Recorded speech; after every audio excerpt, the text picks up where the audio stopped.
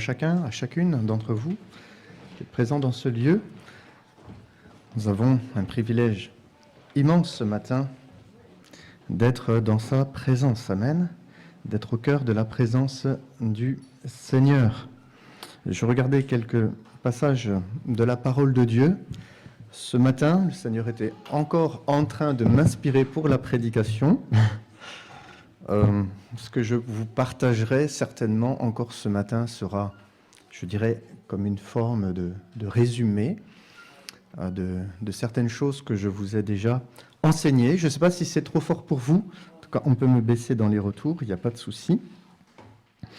Et ce que je veux vous partager ce matin, c'est pour que nous puissions mesurer les uns et les autres le privilège immense que nous avons d'être enfants de Dieu par la foi. Amen. Nous avons un privilège que bien souvent nous ne mesurons pas à sa juste valeur. Et ce n'est pas parce que nous manquons de connaissances. Je crois qu'une des activités principales aussi de Satan, c'est de nous empêcher de mesurer toutes les richesses que nous avons en Christ. Ouais. Il ne désire pas que nous puissions les mesurer à sa juste valeur, pour que nous ne bénéficions pas justement de ces richesses. Et que dans notre vie, nous restions trop souvent préoccupés par les choses de la terre. Et il y a une chose que Satan déteste par-dessus tout, c'est quand l'Église rencontre son époux. Quand le Messie est au milieu de nous par son esprit. Il y a une chose que Satan n'aime pas, c'est lorsque nous sommes en contact personnel avec lui. Lorsque nous sommes dans ce temps de tête-à-tête avec lui. Et je crois qu'une des œuvres du diable sera toujours de séparer la réalité céleste de la réalité terrestre. C'est-à-dire de nous maintenir dans une condition d'homme pécheur ou loin de Dieu, de nous faire croire que finalement la vie chrétienne, ça s'arrête à certaines bénédictions ici-bas, et finalement nos prières même se limitent aux réalités de ce monde, et nous recherchons encore des choses de la terre, comme si finalement la vie chrétienne se limitait, se bornait à recevoir des bénédictions qui ne concernent que les réalités terrestres. Non, mes frères et mes sœurs. Il y a des bénédictions et des richesses qui sont plus grandes que cela. Et lorsque nous étudions l'épître de Paul aux Éphésiens, c'est vrai que Paul désire, je crois, révéler à l'Église d'Éphèse d'une manière tout à fait particulière la position qu'elle a en Jésus-Christ. Et il est question à de nombreuses reprises des lieux célestes dans son épître. Au chapitre 1, verset 3, par exemple, Paul écrira « Béni soit Dieu, le Père de notre Seigneur Jésus-Christ, qui nous a bénis de toutes sortes de bénédictions spirituelles dans les lieux célestes en Christ. » Amen. Alléluia. Béni soit Dieu, le Père de notre Seigneur Jésus-Christ, qui nous a bénis de toutes sortes de bénédictions spirituelles dans les lieux célestes en Christ. Alors je ne sais pas quelle sorte de bénédiction vous êtes venus chercher ce matin, mais que le Saint-Esprit nous permette d'aller au-delà des réalités terrestres ce matin et de toucher du doigt les réalités célestes. Amen. De les comprendre à sa juste valeur, afin que notre joie ne dépende pas uniquement d'un progrès social, parce que j'ai une promotion professionnelle ou une augmentation de salaire, ou parce que j'habite un meilleur quartier, ou parce que je jouis d'une plus grande considération au milieu des hommes. Non, pas du tout. Ce que nous voulons rechercher d'abord, c'est la gloire de Dieu dans notre vie. Et il est impossible de vivre la gloire de Dieu si nous sommes déconnectés des réalités célestes. Parce que c'est dans ces réalités-là que Dieu veut nous faire entrer. Amen. Et ça nous aide à comprendre d'ailleurs directement le lien qu'il y a entre la chute, entre le fait que l'homme un jour s'est séparé volontairement de Dieu, il s'est séparé volontairement des réalités célestes. Et c'est ce que nous enseignent les Écritures à travers le récit de la création. Et malheureusement, ce choix qu'a fait l'homme et la femme de se séparer de Dieu, ils sont rentrés dans une autre dimension de vie. Finalement, ils sont restés, c'est pas qu'ils sont restés, ils ont voulu rester ou demeurer prisonniers des réalités terrestres. Et nous, en Christ, eh bien, c'est quoi Pâques, Christ, notre Pâques? Eh bien, Christ nous a fait franchir un obstacle. C'est les limites des réalités terrestres. C'est les limites d'une vie, finalement, où on ne se préoccupe que des choses terrestres, où on ne cherche que un bien-être personnel, un bonheur personnel, une joie personnelle. Non, Dieu veut nous amener au-delà. Amen. Le moi n'est plus au centre de notre vie, mais celui qui est au centre de notre vie, c'est Jésus. Amen. Nous ne vivons plus pour nous-mêmes, mais nous vivons pour le Seigneur. Et Paul dira à l'église d'Éphèse, chapitre 2, verset 6, finalement j'introduis ma méditation à travers ces textes-là pour bien mesurer ce que finalement Christ nous a acquis à travers l'œuvre de la croix, ce qu'est Pâques, ce qu'est cette réalité de la rédemption que nous avons en Jésus-Christ, et qui est finalement, on pourrait l'exprimer dans ces mots, finalement un dépassement de soi. Finalement, Christ nous permet de nous dépasser nous-mêmes, de ne plus être enfermés dans la sphère du moi pour embrasser les réalités célestes et qui nous dépassent, et ainsi le projet divin pour chacun de nous. Et Paul dira, chapitre 2, verset 6, « Il nous a ressuscités ensemble ». Il me semble que quand il écrit cette lettre à l'église d'Éphèse, Paul n'était pas encore mort, ni l'église. De quelle résurrection il est question ici? D'une résurrection intérieure, n'est-ce pas? Amen. De ce passage de la mort à la vie, des ténèbres à son admirable lumière. C'est finalement l'expression de la nouvelle naissance, n'est-ce pas? Cette régénération de l'esprit. Et cela nous parle justement de l'œuvre de la croix où Christ nous a, pardonnez-moi, je vais exprimer ce mot, même s'il n'est pas forcément tout à fait bien indiqué, mais il nous a comme reconnectés avec le ciel. Amen. Il nous a, et ça serait plus juste, il nous a réconciliés avec le ciel. Il nous a réconciliés avec Dieu. Amen. Amen. Et il nous a amenés à vivre notre véritable identité, car notre identité adamique n'est pas simplement une réalité d'hommes et de femmes terriens, glébeux, argileux, dont les seules préoccupations sont les richesses de la terre, le bien-être terrestre. Non. Il nous a ressuscités ensemble. Amen. Et il nous a fait dépasser nos limites humaines, enfermés dans les réalités terrestres, mais il nous a placés dans une nouvelle dimension, il nous a reconnectés à notre véritable dimension. Amen. À cette véritable dimension adamique, être un homme et une femme véritables, où les seules préoccupations ne sont plus les choses qui sont de la terre, mais les choses qui sont au ciel. Amen. Amen. Que le nom du Seigneur soit béni. Pour ce qu'il nous a permis de vivre en lui et pour ce qu'il nous permet de vivre. Et c'est pour cette raison que nous avons besoin de comprendre précisément c'est quoi la chute, pourquoi c'est important de le comprendre, parce que nous avons besoin de saisir la vérité et en comprenant la vérité, eh bien, nous réalisons ce que Christ a accompli pour nous et alors nous refusons les pièges du diable. Parce que si nous ne comprenons pas la réalité de la chute, les pièges de Satan, ce qu'est le péché dans son essence, eh bien, Satan peut encore nous rouler dans la farine, et nous maintenir dans nos réalités terrestres, et finalement ne pas percevoir les richesses qui sont en Christ, tout simplement. Alors que Dieu nous aide ce matin à aller au-delà du monde visible et embrasser les vérités invisibles. Amen. Celles qui sont en Christ. Et ce texte de Paul, Éphésiens 2,6, est un texte extraordinaire. Il nous dit que finalement, en Christ, nous sommes assis ensemble, dans les lieux célestes en Jésus-Christ. Ce matin, nous ne sommes pas simplement à Thionville, nous ne sommes pas simplement 9 rue des Balanciers, vous n'êtes pas simplement assis sur une chaise, mais si vous êtes en Jésus, vous êtes entré dans une dimension qui n'est pas de ce monde. Amen. Et je crois que plus on va rentrer dans cette vérité, plus notre adoration va prendre une mesure qui va nous permettre de vivre une action du Saint-Esprit qui sera une action bénéfique pour chacun de nous. Amen. Parce qu'elle pourra transformer nos cœurs, nos mentalités, notre conscience. Et c'est ce que nous voulons vivre en Jésus. Amen. Nous ne voulons pas simplement être là, nous réunir tous les dimanches.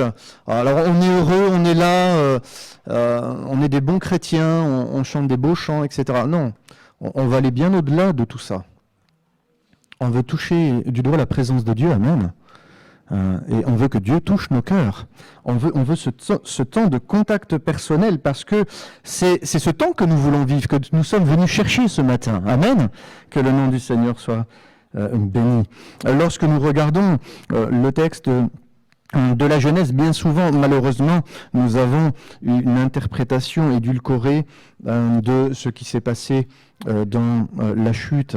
Nous regardons dans le texte et dans le récit de la création, au chapitre 2, quand il est question des origines des cieux et de la terre, au verset 4, eh bien, la Bible dit qu'au verset 7, Dieu forma l'homme de la poussière de la terre.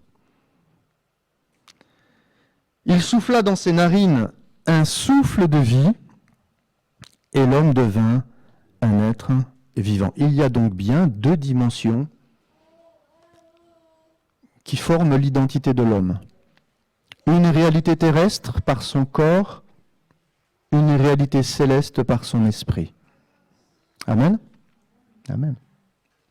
Et vous remarquez que dans ce texte, c'est dans la mesure où ces deux dimensions sont vécues ensemble, dans une harmonie, eh bien que nous devenons, aux yeux de Dieu, un être vivant, c'est-à-dire un Adam authentique, un homme authentique, une femme authentique. Tant que nous n'avons pas pénétré la réalité céleste en Christ, parce que c'est seulement en Christ que nous pouvons la pénétrer, à travers cette nouvelle naissance, eh bien malheureusement, nous ne sommes pas dans le projet divin. Nous sommes éloignés de Dieu. Nous ne sommes pas vraiment des hommes et des femmes. Alors aujourd'hui, il y en a qui se forgent de nouvelles identités. Pourquoi ?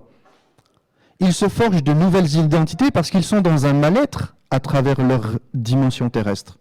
Parce qu'ils sont privés du droit de cité dans la ville sainte, dans la Jérusalem céleste. Ils ne connaissent pas Dieu.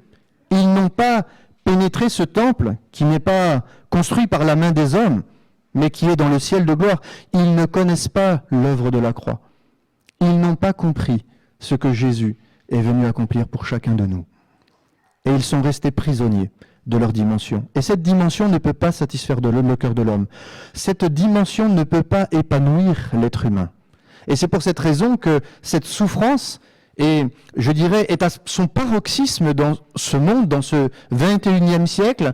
Et cette souffrance se mesure à travers toutes ces formations aujourd'hui que l'on trouve, qui sont dispensées dans le monde, à travers ce coaching, à travers l'épanouissement personnel, à travers le développement personnel. Alors, il y a toutes sortes de choses que le monde voudrait proposer pour arriver à ce bonheur, à cet épanouissement, à être un homme et une femme authentiques. Mais c'est impossible sans avoir été reconnecté avec le ciel. C'est impossible. On peut changer toutes les réalités terrestres. On ne sera jamais heureux.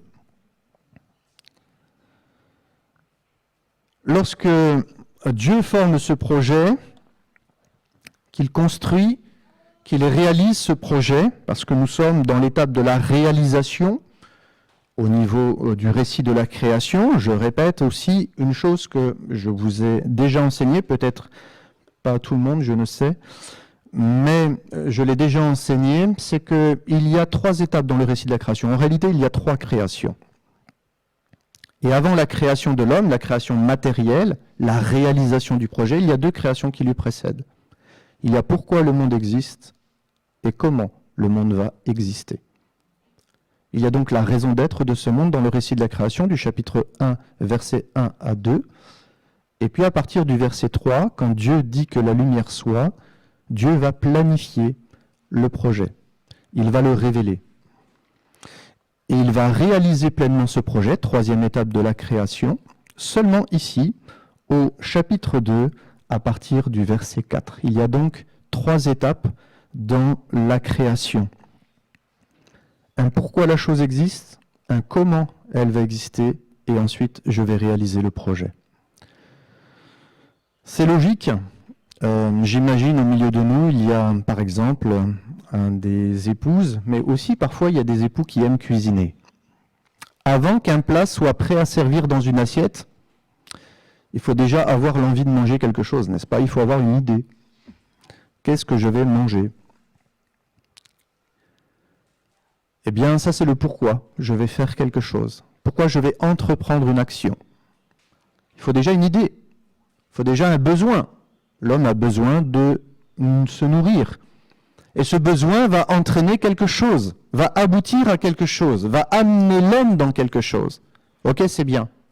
Mais avant que le plat arrive dans l'assiette, il va falloir que je choisisse les aliments qui vont composer le plat, n'est-ce pas? Alors je vais aller chez le boucher ou chez le poissonnier, je vais choisir mes fruits, mes légumes, dans quel plat je vais cuisiner, combien de temps ça va prendre, le four, la plaque induction ou autre chose. Donc les choses se préparent, c'est le plan.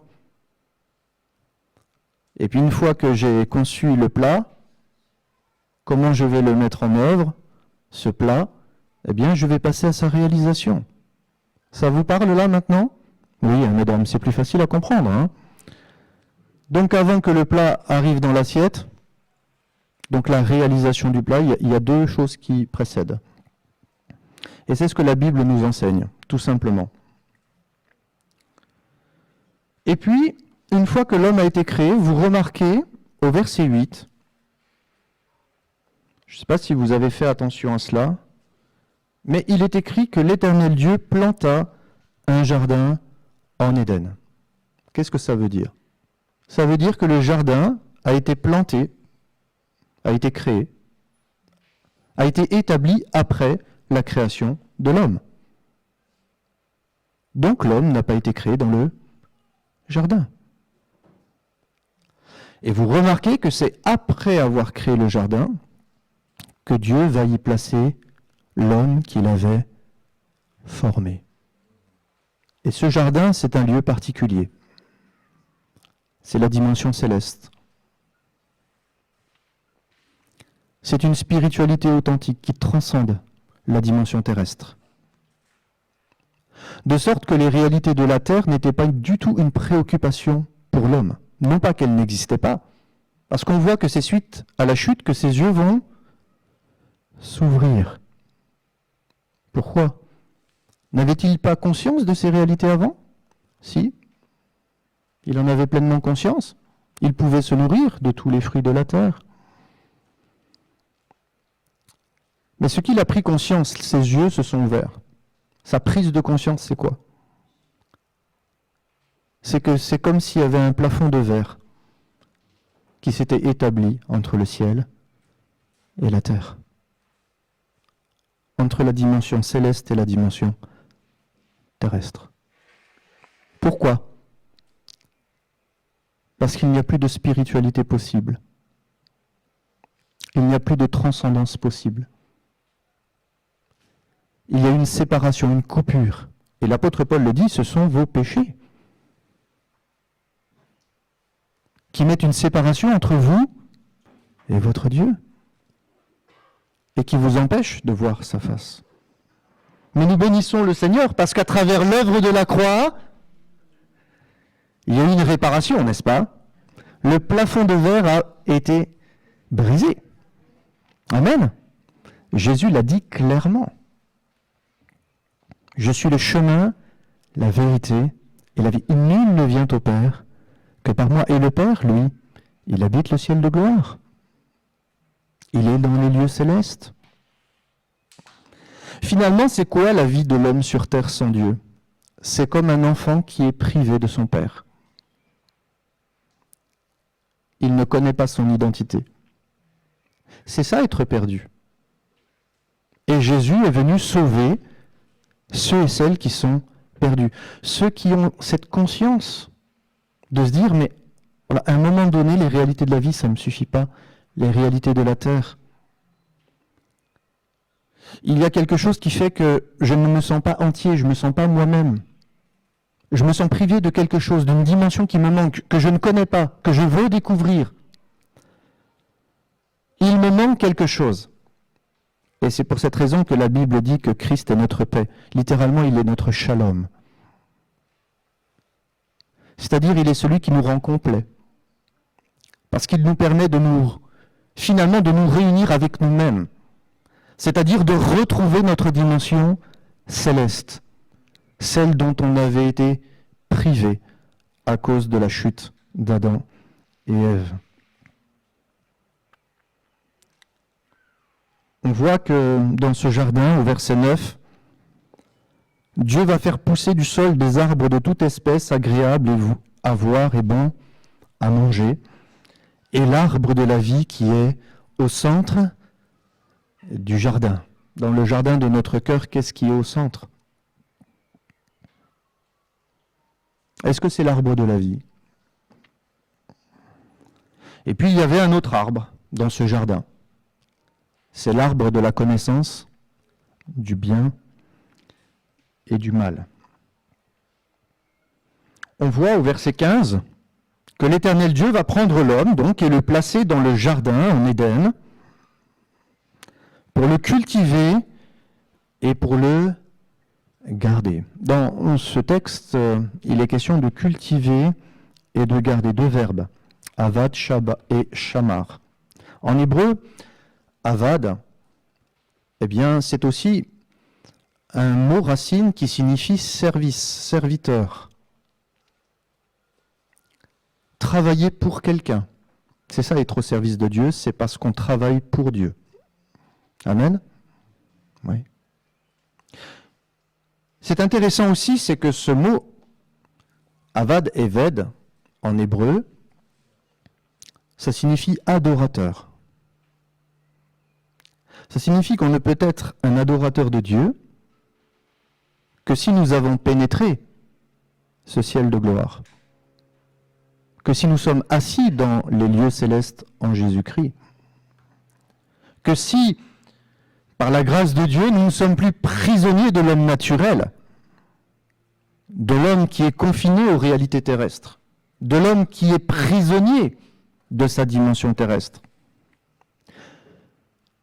Le véritable adorateur, c'est celui qui a pénétré les réalités célestes. C'est celui qui vit une vie nouvelle avec Dieu. Et c'est seulement dans la mesure où je cultive ma relation personnelle, dans mon jardin intérieur, dans ma vie intérieure, dans ma vie spirituelle, que je peux devenir moi-même, en Christ, un arbre de vie. Et le projet créateur de Dieu, c'est de faire de chacun de nous des arbres de vie. Amen. Jésus est l'arbre de vie, authentique. Et c'est pour ça que nous sommes appelés à devenir en lui une nouvelle création. Nul ne peut être cet arbre de vie sans l'arbre de vie. Ce qui est beau dans le texte biblique, c'est que la langue hébraïque, c'est aussi comme un arbre. La révélation biblique est comme un arbre qui, dans l'histoire, a germé. Et qui a poussé dans un terroir, celui d'Israël. Et nous bénissons le Seigneur parce que ce qui est incroyable dans cette langue biblique, c'est qu'elle est formée de racines. Comme un arbre a besoin de racines pour grandir et s'élever. L'homme est appelé à s'élever vers Dieu. Amen. L'homme est appelé à porter des fruits en Jésus. Et nul ne peut prétendre porter les fruits, par exemple, de l'esprit ou la sanctification, sans cette œuvre de l'esprit en nous. Amen. Qui nous régénère, qui nous vivifie comme la sève qui nourrit l'arbre. Mais cette sève, elle vient des racines. La langue biblique hébraïque, elle se construit à travers des racines, formées de toutes sortes de lettres. Et cette langue biblique, porteuse de la révélation, est la source de notre foi. de sorte que nul ne peut prétendre grandir pour être cet arbre de vie sans la parole de Dieu, sans être enraciné et fondé en lui. C'est pour cette raison que Jésus dit, celui qui m'aime, il garde ma parole. Dieu prit l'homme et le plaça dans le jardin en Éden pour le cultiver et pour le garder. Mes frères et mes sœurs, que je sois présent ou absent de chair, ce qui est important, c'est que nous n'oublions jamais ce que Christ a accompli pour nous et que nous puissions demeurer dans les choses que nous avons apprises les uns et les autres afin que personne ne prenne notre couronne. Amen. Parce que notre plus grande joie, c'est non seulement d'avoir eu l'occasion de se connaître les uns et les autres, mais c'est de se retrouver là-haut. Parce que nous connaîtrons tous des séparations ici-bas. Parce que nous sommes nés de la poussière, nous retournerons à la poussière. Nous nous quitterons tous un jour ou l'autre. Mais l'important n'est pas là. L'important est que si nous avons rencontré Jésus, si nous avons accepté le message de la croix, si nous nous sommes repentis de nos péchés, de cette vie loin de Dieu, si nous avons renoncé aux réalités terrestres pour vivre la plénitude de la foi et entrer dans notre dimension céleste, dans une vie enrichie et bénie où nous recherchons uniquement et exclusivement la gloire de Dieu, alors un jour, amen, lorsqu'il reviendra, eh bien, pour régner, nous régnerons aussi avec lui. Alléluia. Amen. Amen. Oui, nous sommes appelés à cultiver et à garder. C'est d'ailleurs même une des missions du Saint-Esprit. Il vous rappellera tout ce que je vous ai enseigné et il vous conduira dans toute la vérité. Il ne va pas nous conduire dans une nouvelle vérité. Il n'y a pas de nouvelle vérité. Il n'y a pas de vérité en dehors des Saintes Écritures. Et on comprend finalement, je vais employer cette expression, la diabolique manipulation de la religion. Tenter de gagner le ciel sans Dieu, sans la croix, par nous-mêmes, en faisant nos propres efforts. On voudrait même consommer Dieu pour parvenir à cette vérité. Mais c'est impossible. Un religieux ne peut pas atteindre la perfection. Parce qu'il n'y a qu'en Christ, le parfait, que nous pouvons l'atteindre. Si nous le laissons grandir en chacun de nous. Il est fort dommage que parfois nous avons une interprétation totalement mystique de ce récit de la création et que nous n'en comprenions pas les enjeux. Ma prière, c'est qu'à travers cette simple prédication, vous puissiez en comprendre pleinement les enjeux. Et on voit que Dieu va donner un ordre à l'Adam, au verset 16. « Tu pourras manger de tous les arbres du jardin. » Oui, on peut profiter de ce que la terre nous propose, il n'y a pas de souci. On peut. Mais quelle est notre motivation ? Qu'est-ce qui nous pousse ? Est-ce que notre satisfaction dans notre vie n'est que liée aux bénédictions terrestres, aux réalités terrestres, à ce que le monde nous propose, au plaisir de ce monde ? Est-ce que c'est ça, une vie féconde et bénie ? Dieu dit, tu pourras manger de tous les arbres du jardin. Il ne prive pas l'homme des richesses de la terre. Mais il y a un autre arbre, dans une dimension céleste. C'est aussi l'arbre de la connaissance du bien et du mal. Il n'y a pas que l'arbre de la vie. Et Dieu dit, le jour où tu en mangeras, tu mourras. Littéralement, il est question dans le texte hébraïque de 2 fois le verbe mourir, mot tamut. Ça veut dire que mourir, tu mourras certainement. Mais cela signifie aussi qu'il y a 2 morts prophétisées. une mort dans le temps présent et une mort dans le temps à venir. Et cette mort,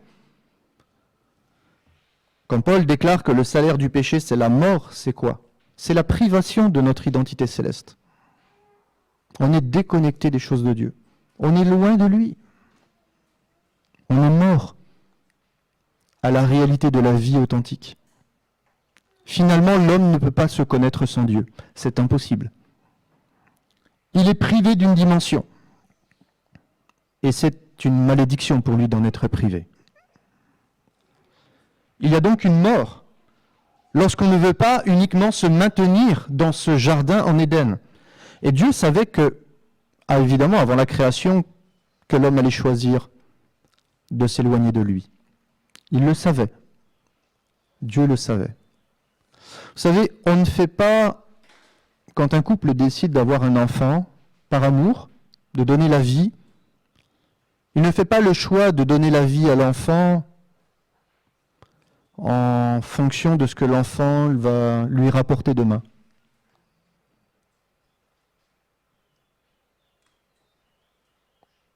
Je crois que donner la vie coûte plus cher qu'elle ne rapporte. Je crois que quand Jésus a donné la vie à ce monde, ça lui a coûté plus cher que ça ne lui a rapporté. Je ne sais pas ce que vous en pensez. Ça a coûté si cher à Jésus de créer ce monde. Ça lui a coûté la vie lui-même. Ça l'a conduit à la croix. Et dans bien des familles, parfois des parents souffrent lorsqu'ils voient leurs enfants devenir des brigands, des voleurs, des meurtriers. Alors tout le monde ne devient pas des voleurs, des brigands, des meurtriers, mais parfois, au niveau de la moralité, ça ne vole pas bien haut non plus. Et puis parfois, il y a toutes sortes d'orientations aujourd'hui que nous voyons dans le monde. Des filles décident de devenir des garçons des filles. Il y a ce mal-être intérieur. Chacun est libre. Nous ne sommes pas appelés à condamner ceux qui choisissent ces orientations-là. Ils sont malheureux. Ils ne connaissent pas la vie. Ils se cherchent, mais ils ne se trouvent pas. Parce que nul ne peut se trouver lui-même en dehors de Jésus. Ça n'existe pas. Il est le principe de la vie, il est le principe de la création. Et nous qui sommes des créatures, nous avons besoin de retourner à ce principe. Nous avons besoin de retourner à cette personne qui est Jésus, qui nous est révélé dans les Saintes Écritures. Dieu avait donné un ordre à l'homme, à la femme, et nous savons que malheureusement, ils ne vont pas rester dans les prescriptions de la parole de Dieu, dans le conseil de Dieu. Et on voit qu'au chapitre 3 va venir les rencontrer dans ce jardin en Éden, un serpent. Ce serpent ancien, la Bible l'appelle le diable. C'est le plus rusé, il n'y en a pas d'autre que lui. La Bible l'appelle le malin. La Bible aussi l'appelle Abaddon, le destructeur. Celui qui fait errer les gens. Et finalement, quand la Bible dit qu'il est venu pour voler, égorger et détruire, souvent nous avons du mal à comprendre, mais qu'est-ce que ça signifie voler? Qu'est-ce qu'il nous a volé? Il nous a volé notre dimension céleste. Il nous en a privés. Mais nous bénissons le Seigneur de ce qu'en Jésus nous la retrouvons pleinement, puisque nous devenons fils et filles de Dieu très haut. Amen. Nous ne sommes plus de ce monde. Qu'est-ce que dit Jésus? Qu'est-ce que nous enseigne l'Évangile? C'est que nous ne sommes plus de ce monde. Amen. Si nous ne sommes plus de ce monde, nous sommes d'où alors? De là-haut. C'est pour ça que la nouvelle naissance, c'est une naissance qui est d'en haut. Amen. Et c'est seul Jésus qui pouvait nous le donner. C'est pour cette raison que la Bible nous dit qu'il est venu du ciel sur la terre. Mais vous avez remarqué que même en prenant une forme d'un simple homme, d'un simple serviteur, même en mourant sur la croix, cette réalité terrestre n'a pas pu le retenir. Il n'est pas resté prisonnier de cette dimension. Amen. Il est ressuscité d'entre les morts. Il est les prémices de la vie authentique, de cette véritable spiritualité. Et il est monté au ciel pour nous préparer une place, afin que là où il est, nous puissions y être aussi. Le serpent a malheureusement fait miroiter quelque chose à l'homme et la femme, et il lui dira, je sais que le jour où vous en mangerez, vos yeux s'ouvriront. Ah ça, ils vont prendre conscience d'une réalité terrible, c'est vrai. Vous serez comme des dieux, ou vous deviendrez comme des dieux connaissant le bien et le mal. Je me suis interrogé et je me dis finalement, il y a quand même une perspective différente par rapport au projet divin, car lorsque Dieu va créer l'homme, Genèse 1, 26, il va dire « Ceci faisons l'homme », alors c'est traduit dans nos Bibles, à notre image selon notre ressemblance. Mais plus littéralement, il est question de créer l'homme avec l'image de Dieu, et pour qu'il ressemble à cette image, une ressemblance de nous. Alors, le projet divin, c'était quoi? C'est de permettre à l'homme de s'épanouir dans la ressemblance à l'image du divin. Quel est le projet de Satan? On voit que l'image du divin a disparu totalement dans son projet, n'est-ce pas? Puisque lui dit à la femme, non, non, vous deviendrez comme des dieux, connaissant le bien et le mal. Il y a donc deux projets de vie qui s'opposent radicalement. Un étant Jésus, puisqu'il est l'arbre de vie authentique. L'autre est en dehors de Jésus. C'est quoi un arbre? Nous savons qu'un arbre s'élève du sol, il prend ses racines dans la terre, dans l'humus, et il s'élève vers le ciel. De même que l'homme, qui a été tiré de la poussière de la terre, il est invité à s'élever vers le ciel, vers sa dimension céleste, à vivre cette dimension.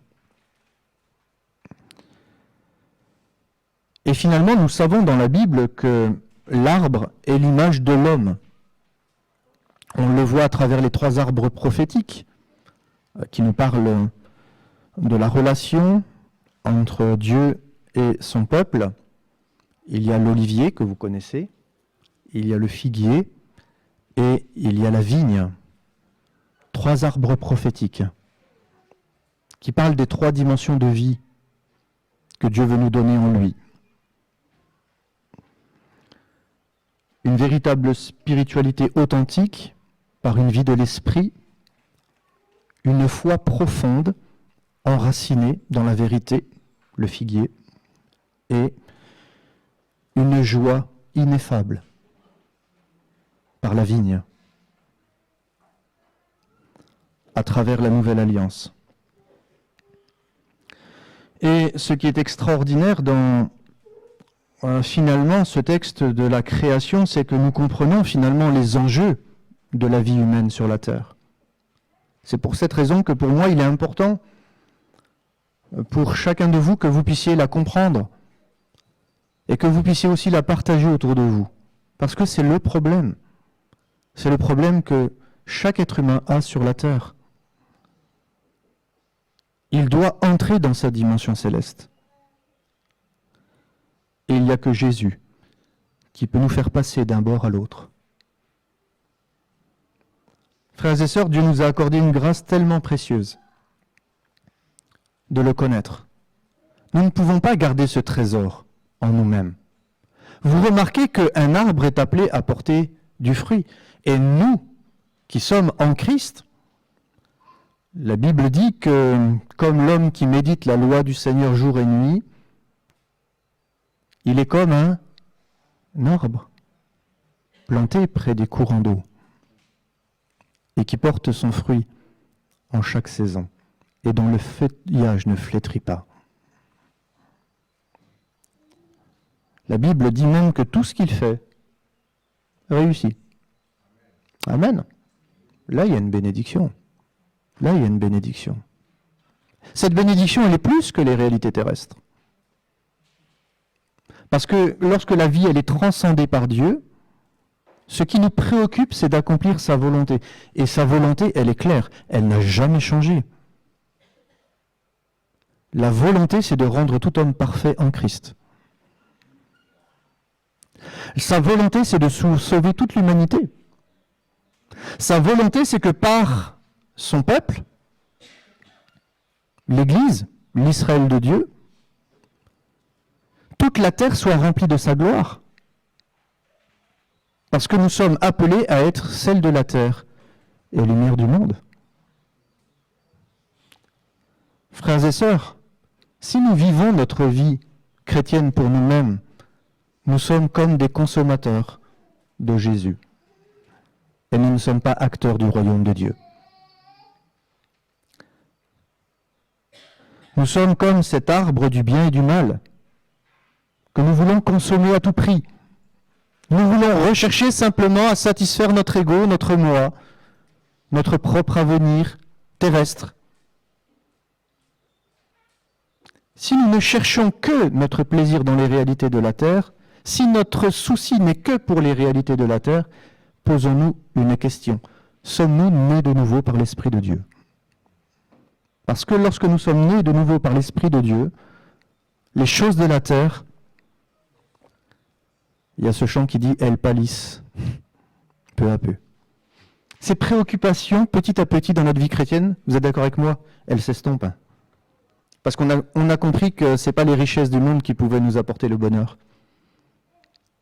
Mais c'est simplement Christ en nous, l'espérance de la gloire. Jean le Baptiste, qui était un cousin de Jésus, lorsqu'il voit Jésus arriver vers lui, son cousin, ils ont joué ensemble, ils se connaissaient. Deux destinées extraordinaires, n'est-ce pas ? Il était son aîné, il était né 6 mois avant. Mais il dira, il faut qu'il croisse et que je diminue. Dans la prière du Notre Père, Jésus dira toujours cela. Que ton nom soit glorifié. Il dira aussi que son nom soit sanctifié. Il dira également que ta volonté soit faite. Il s'agit du Père qui est dans les cieux. Sur la terre comme au ciel. Est-ce que notre mentalité, nos préoccupations, notre zèle, notre feu intérieur, la raison pour laquelle nous vivons, ce qui nous motive dans cette vie ici-bas, sont les réalités célestes ? Que Dieu nous accorde la grâce de vivre pour lui. Amen. De continuer à faire des progrès. La vie n'est pas simple, elle n'est pas facile. Nous sommes fragiles, mais il est notre force. Amen. Et nous voulons compter sur lui, sur son secours. Et nous bénissons le Seigneur pour le culte de ce matin, pour cette communion fraternelle, pour tout ce que nous allons partager encore ensemble à travers le pain et le vin. Que Dieu continue son œuvre en chacun de nous, en vous comme en moi, en chacun de nous. Amen. Et que son nom soit glorifié. Alléluia. Seigneur, merci pour ta présence, merci pour ta paix, ta joie, ta douceur, ta bienveillance. Merci pour la pertinence de ta parole. Merci Seigneur pour la validité de ta parole. Merci Seigneur parce que ta parole, elle est esprit et vie. Et lorsque nous laissons cette parole pénétrer nos cœurs par l'action du Saint-Esprit, alors là, Seigneur, tu agis en nous. Tu produis en nous le vouloir et le faire. Tu réformes notre cœur, notre mentalité, notre conscience. Tu la purifies. Seigneur, nous te bénissons pour notre vie, cette vie que tu nous as donnée en Jésus. Père, nous t'adorons de tout notre cœur. Merci parce qu'en toi, nous savons qui nous sommes. Tu nous as réconciliés avec nous-mêmes. Tu nous as réconciliés avec toi. Tu nous as réconciliés avec les autres, parce que nous savons que tout ce qui vient de la chair ne vient que des réalités de ce monde. Elles disparaîtront, ces choses. Seigneur, permets à cette Église de grandir encore et encore. Seigneur, permets qu'elle puisse encore étendre ses cordeaux, l'espace de sa tente, afin que tous ceux qui entrent dans ce lieu soient bénis de toi. Fasse cette rencontre personnelle avec toi. Qu'ils soient bénis, transformés, qu'ils rentrent dans leur vie, Seigneur, qu'ils apprennent à te connaître, et en apprenant à te connaître, qu'ils apprennent à se connaître. Seigneur, bénis-les, bénis-nous ensemble. Que ton nom soit béni, Seigneur, pour tout ce que tu as accompli à travers toutes ces années et tout ce qu'il reste encore à accomplir pour les années à venir. Tout est entre tes mains parce que tu es le maître du monde, tu es le maître de l'univers, tu es le maître de nos vies. C'est toi qui tiens nos vies dans tes mains. Et nous voulons achever notre course avec foi, avec fidélité. Seigneur, nous voulons compter sur ta grâce. Que ton nom soit béni pour tout ce que tu accomplis, Père. Dans le bon nom de Jésus, Amen. Amen.